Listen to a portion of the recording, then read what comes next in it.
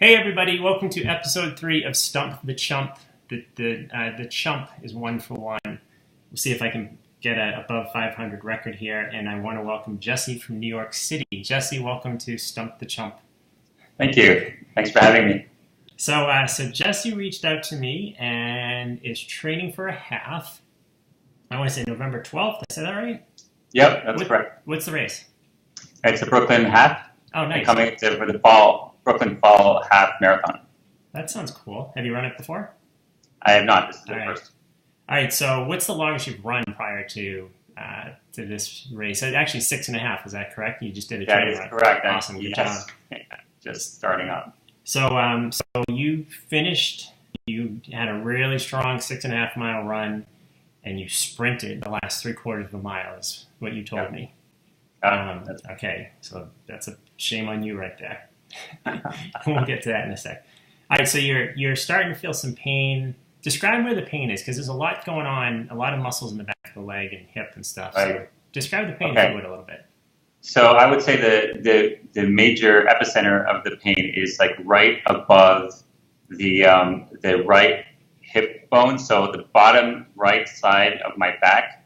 Okay. So I would say, I guess that the gluteus over there, and then kind of, I also feel it right in the middle of my butt, and then sometimes all the way down up until the knee area. So it just feels like as you go down the leg and knee, it starts to feel really tight. Okay. And when did you first feel it? That was last Sunday.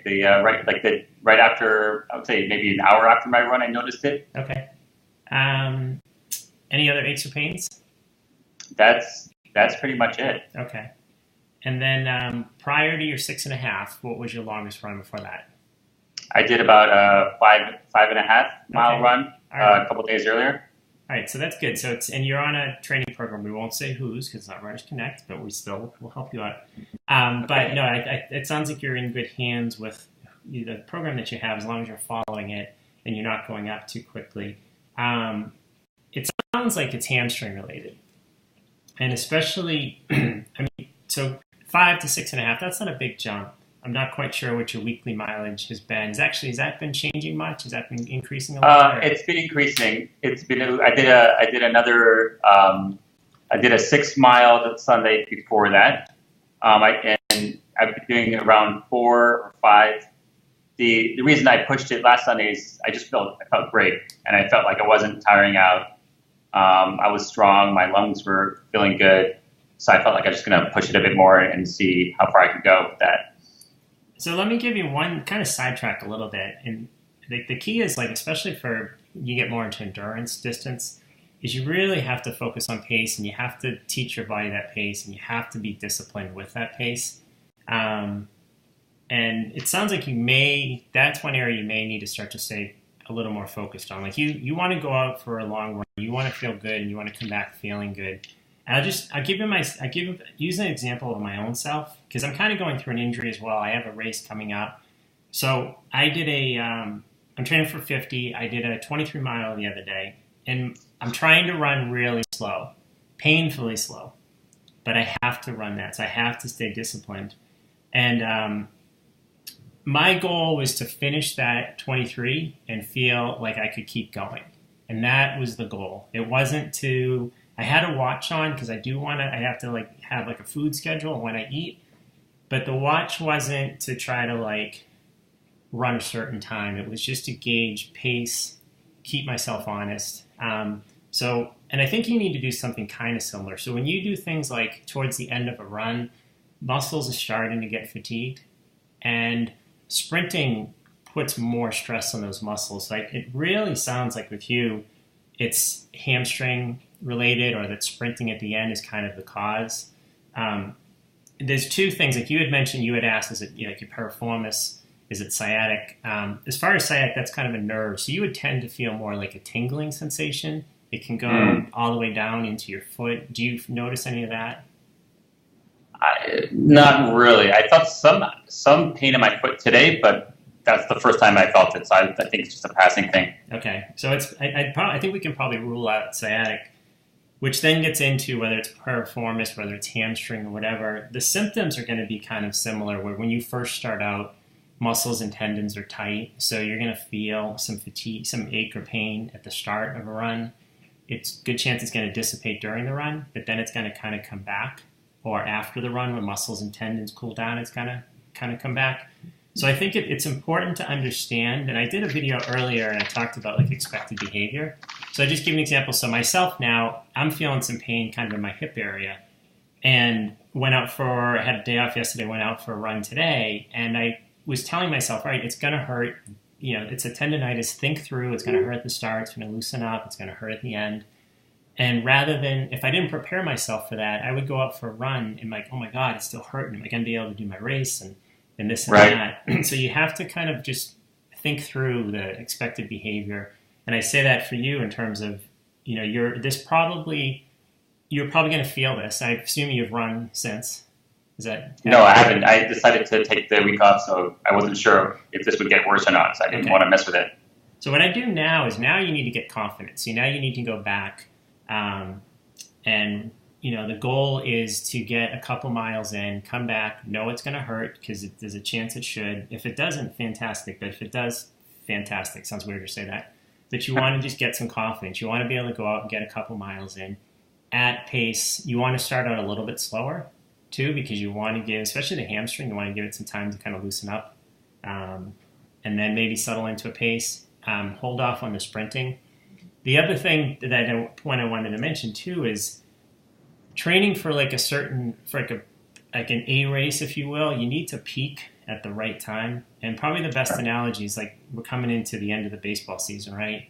And what is it? I'm not a huge baseball fan, but what is it? The Dodgers, they have something like 92 wins. They're going to probably maybe do like 110 wins. Crazy. But there's a good chance they don't go anywhere in the playoffs because if you peak at the wrong time, that's it. So with your apologies to sports baseball fans out there who say I'm completely full of it. I could be. I'm more of a runner at that time. But you want to peak at that right time. And by doing things like, you know what, I feel really good in the 6.5 mile, I'm going to push the pace. I'm going to maybe run 7.5 instead of 6.5. I'm going to, I'm sprint at the end. That's starting to peak the body, and your race is so far off, you got to be really, really careful.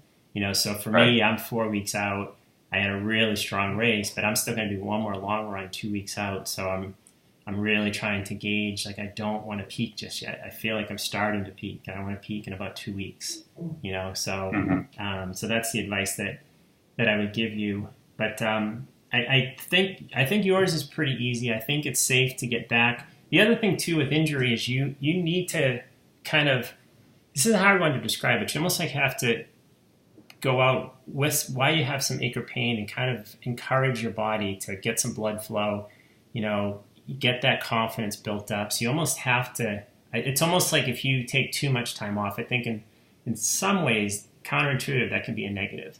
So I think it's important that you go out there, but you go out, if the schedule says 5, maybe do 2, that first run, just try to get, get some confidence, get some blood flow. Again, remember that expected behavior. So before you lace those shoes up, think through what the pain's going to be like. Right. And pain doesn't mean that that's it, you're done.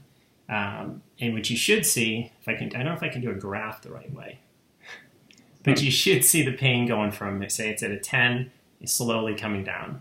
And if that trend is happening, and that's okay to run through it. If you go out for a run and it's excruciating, something different, well, that's a different story. But I don't think that's going to be the case for you. So I hate to say it. I think I'm above 500. I think my engineering background says I'm at a 667 for my batting average. So I don't think you stumped the chump.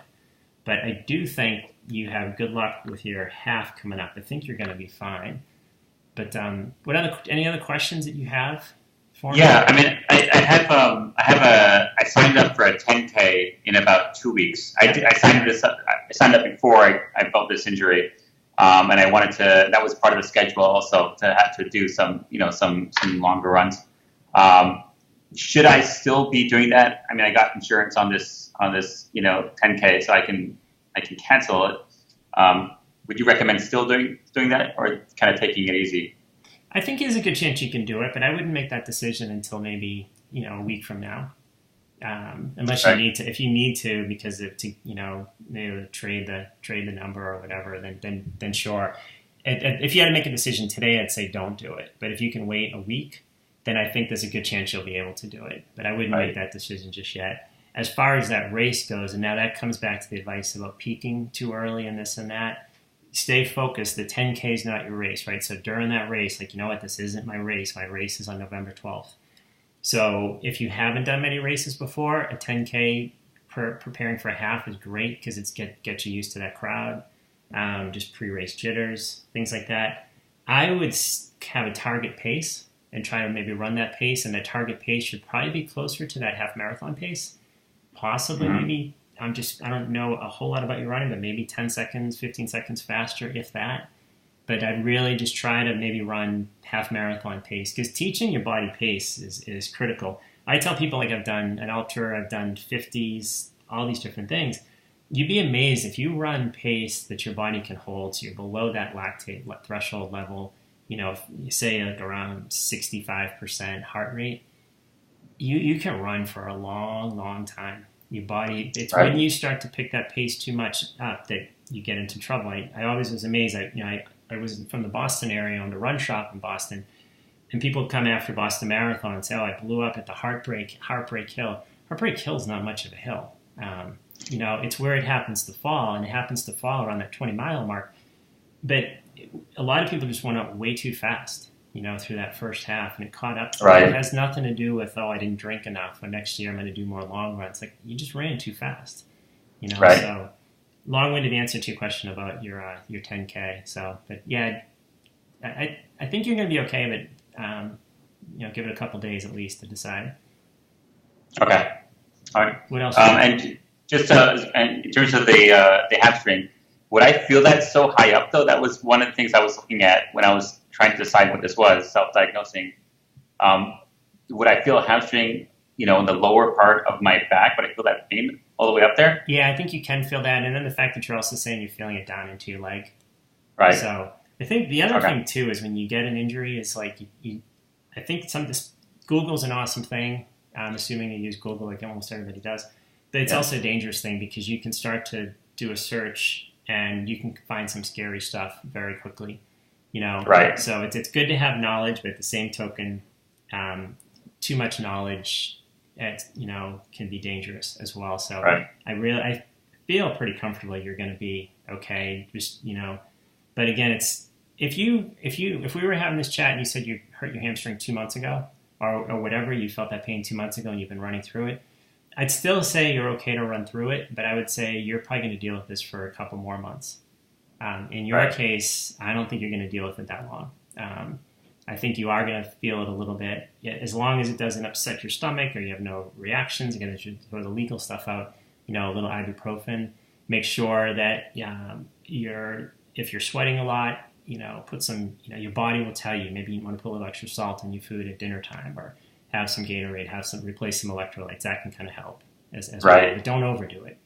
Okay. So. Very cool. Awesome. Well, go ahead. I'm sorry.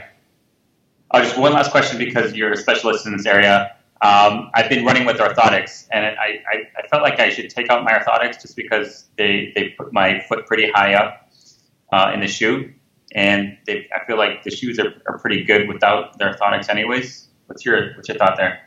I owned a run shop for 12 years, so obviously can speak to that one pretty well. And at the end of the day, if orthotics and shoes have to work together. I assume how long have you been running in like your current shoes and orthotics? A couple months at least? The current shoes I just bought about 2 weeks ago. Okay. But I was wearing a pair of New Balances before that with orthotics in them. Yeah. For a while. Yeah, if you just go to orthotics, then we'd say we don't have a history to look back. But you've been, for the most part, it sounds like you've been pretty healthy wearing orthotics. So I think you're fine. Fortunately, where you are in the city, you can find some good specialty shops. So if you assume you went to a specialty shop or somebody who kind of looked at your mechanics, hopefully you can lie and say you did. But no, I think you're fine as far as that goes. Because you also too can be careful. You got to be careful. You don't start changing too many things.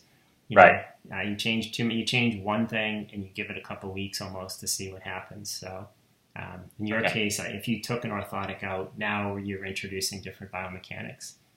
Right. So, okay. And I didn't do this on purpose, but if you happen to notice, I do have my Patriots hat on since they start the season Thursday night. So, see, not everybody from Boston is bad, okay? I didn't wear a Red Sox hat, but I know there's that love-hate with New York City. So, anyways, Jesse, have good luck with your race. Keep us Thank you posted. very much. And thank you for trying to stump the chump, and unfortunately you failed. Thanks a lot, Jesse. Thanks for your time. Thank you. Have a good day.